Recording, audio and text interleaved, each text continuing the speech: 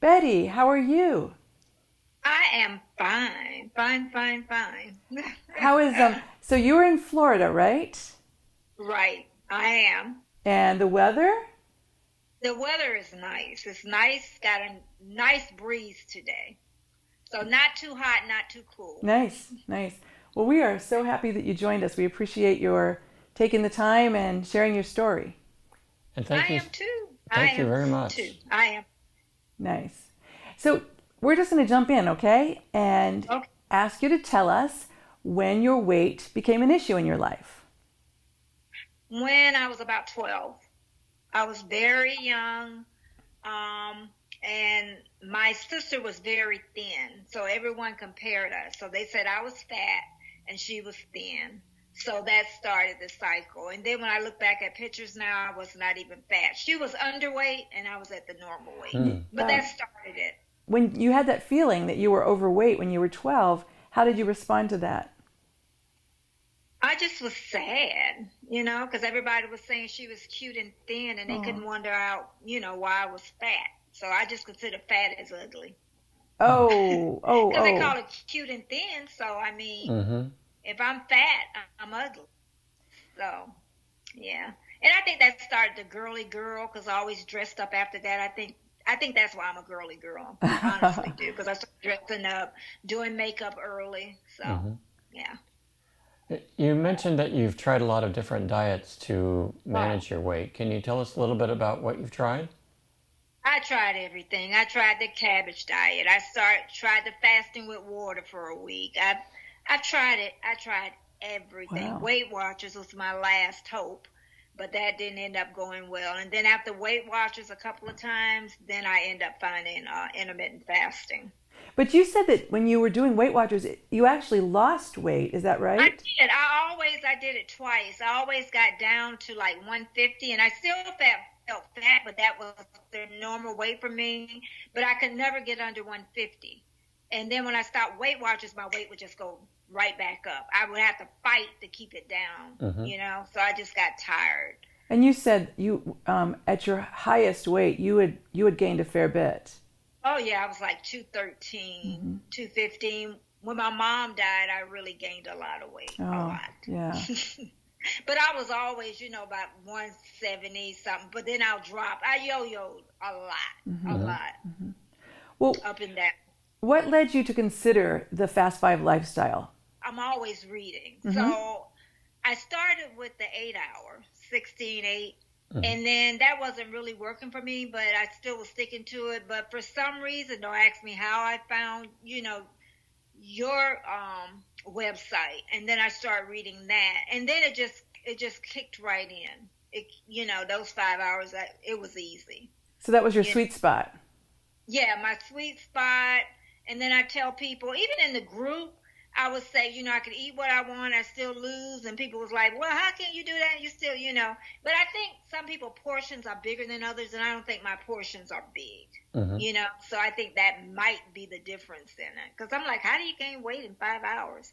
Well, and also people's biology is different. I mean, there are people for whom, actually, the majority of people, just that 5 hour window, eating whatever they want, is all that they need to Yeah. Yeah, achieve and maintain a good body weight. and it depends on how much the appetite correction kicks in. Mm-hmm. Because Oh, if you okay. if you want less, then you lose, and most people do want enough less that they see the weight loss like you did, but it can take Hmm. a while. If I'm remembering right, Betty, you said that it for a while you didn't lose weight. Was it even something like three months? Yes, 3 months. 3 3 months. months. I just didn't gain any. And I told her that was my saving grace. Mm-hmm. I didn't gain anything. I remember I started like around in that September. Mm-hmm. And then I told you about the fruitcake. I love Entenmann's fruitcake. I ate so much fruitcake that year. And then that January, I got on the scale, I had lost. I'm like, oh my God, I couldn't believe it. Then I said, oh my God, I found something here. And So I love the fruitcake story. So you started this no, lifestyle and then I ate fruitcake since. I ate so much sugar. I have not ate fruitcake since. But I lost, and it wasn't like big weight loss. It was a pound here, it was a pound there. It wasn't big Mm-hmm. weight losses, maybe 3 or 4 pounds one time in the whole time. So, So how I much never gained the whole time though. how much was it in total, and how long did it take? 173. I started Mm-hmm. 173, and then I'm down to like you might say 130. So, Mm-hmm. what's that? 43 For, pounds. right. So, we figured out about 2 years maybe. Yes, what you said, we were kind of talking through this, and you said it was about 23 pounds the first year and then 20 pounds Yeah. the second year. Mm-hmm. So it was a Because I slow, really didn't pay attention to it at the end. mm-hmm, That's what happened. nice. I just forgot about it until, like I say, my husband see me walking around one day and he said, God, those are baggy on your butt. And I went on the scale and I was screaming. I could not believe I was down to 130. It was just like, huh? I couldn't believe it. That's Nice. great. And now what? It's been what, 6 years? Good for It'll be you. 6 years this year. And I have no problem with my weight. My weight may go up a pound or two, but then it just drops instantly. So I don't even have to get on the scale or anything. So, Nice. yeah, it's perfect for me. It Well, really is. and it sounds like this is something that's sustainable, unlike your experience with other lifestyles or diets. I guess they were diets. Yeah, very sustainable. And then, you don't even have to worry about, like, I'm going to eat the next day. So, you don't even have to even worry about it. But when I first started, it was like, oh, God, I got to hurry up and eat because, you try to shovel it in because you're thinking, I can't eat till the next day at 3 o'clock. So, but then I got too full a couple of times and the food, like, it didn't move. Mm-hmm. And I was so miserable. So that made help me stop eating as much because I was just, the food wouldn't move.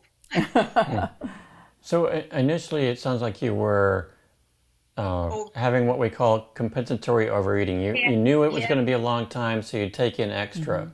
But Yeah. eventually, your body told you, don't do that, and that's good. Ooh, it made me miserable. I swear the food, I would lay down at nighttime, the food would not move. Mm-hmm. It would move until the next day when it was time to eat again. Mm-hmm. So then it'd be like you wouldn't eat that much because you don't want to be miserable. It happened about 2 times and I wouldn't do it again. That's It was smart. miserable. Yeah, and sometimes it takes a couple times. And so now, as you're going through your daily life routine, do you find yourself fighting hunger? Do you feel it and have to fight it like you said you were doing with Weight Watchers? No. I may get hungry. Say like I'll eat today around 3 something or 4 something. And I'm like now I might feel a little hunger, but I mean it's it's there and I know I'm going to eat later.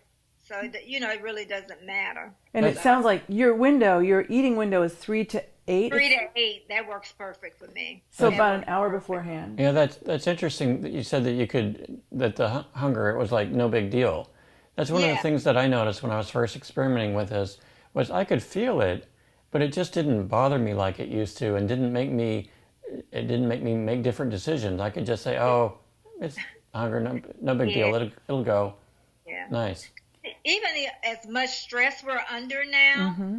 you go back to that old feeling like, oh, I want to eat, but I don't.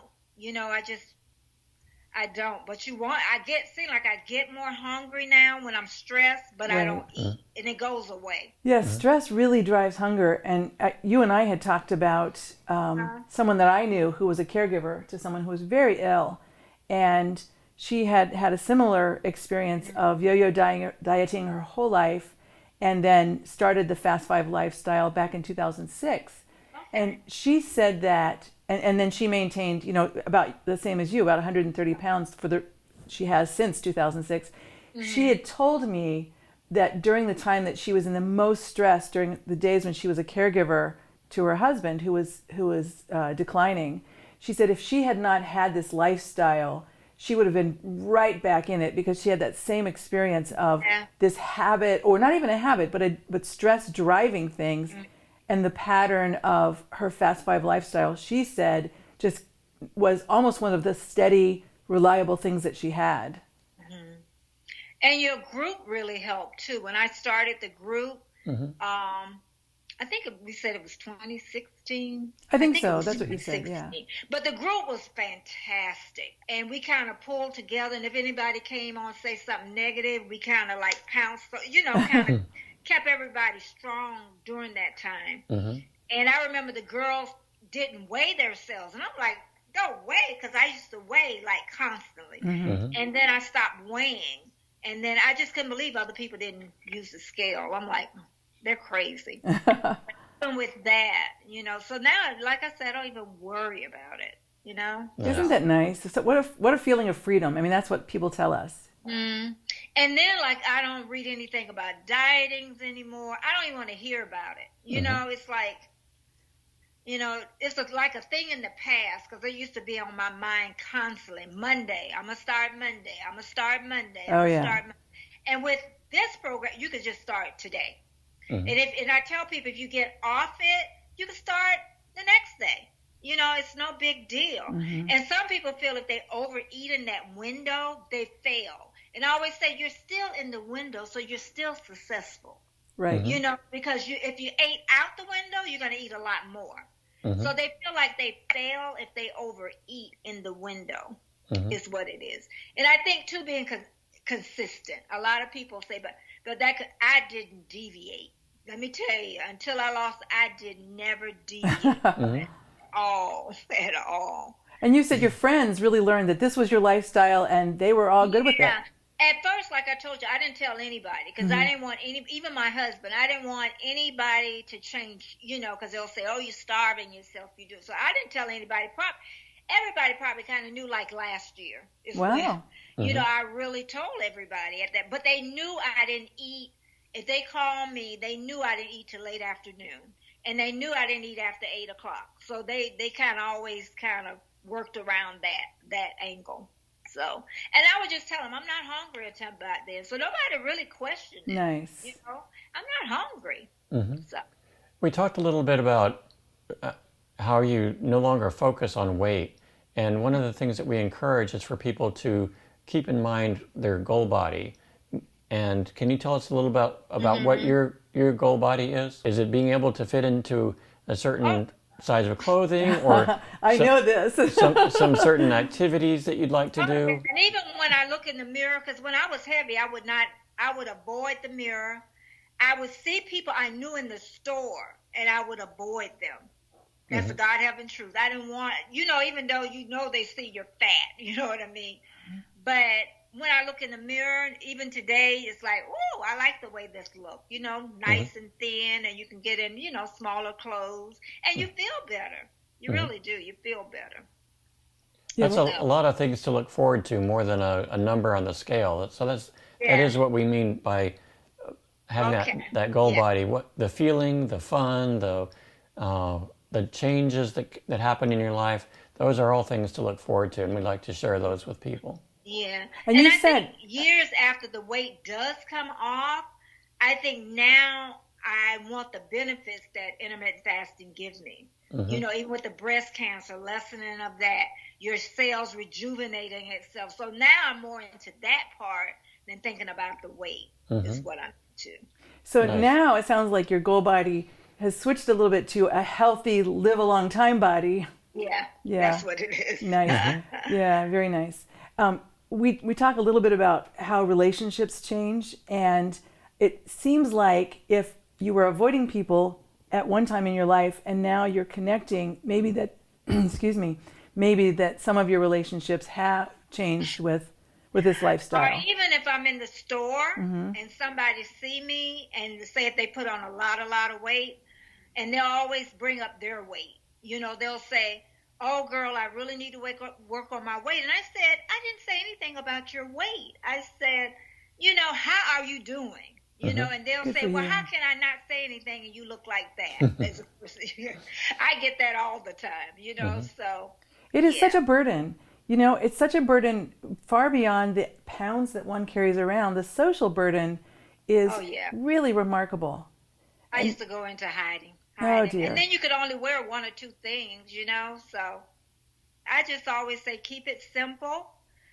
Just stay in that window. That's the main thing, just staying in your window and not, like when the weekend comes, some people say they'll deviate. And then if it works for them, it works for them. But I just think consistency is the key, and I'll notice some people give up and they'll start doing like keto or something and then try to, do the intermittent fasting, and then they get too hungry. Then they just, they just blow it up is what they do. And well, I tell you, it's an interesting thing that you're saying, because the way to know, I think, if if intermittent fasting is working for someone is, have they achieved appetite correction? And if they're not hungry, I mean, like you said, an hour before your window opens, that's almost anybody in any dietary lifestyle. They have a short time when they're hungry before they eat. But if they're not hungry and they're not fighting their appetite, then that window is the right window for them. And if it takes keto, and I think, you and I had talked about this, for some people,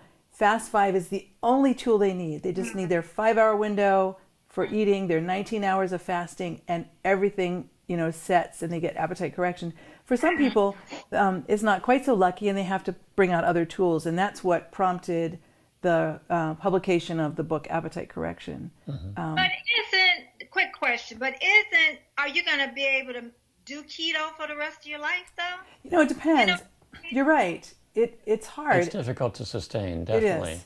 Absolutely. Yeah, that's what I'm saying. So I said, we've actually sustainable. We've met a few people for whom they use the extra tools in the Appetite Correction book for losing the weight, but then they can maintain with just the Fast 5 window. So there's a lot of different biology out there. I hear you. Yeah. I do. I hear you. Because I know when I got to like 130 and my weight kept dropping, and then I started doing the 6 and 7 hours, but then I got hungrier. Oh, yeah. We've seen that. So now I backed it up. And so I said, wherever the weight, my husband said, well, Betty, the weight got to stop somewhere. So I'm just going to see. I went back to the 5 hours and that works perfect. So I'm just going to see where it drops at. Of course, I'm not going to get too low, but I just want to I just want to stay with the 5 hours. That's what I want to do. Yeah, not because of the weight. I just know the benefit.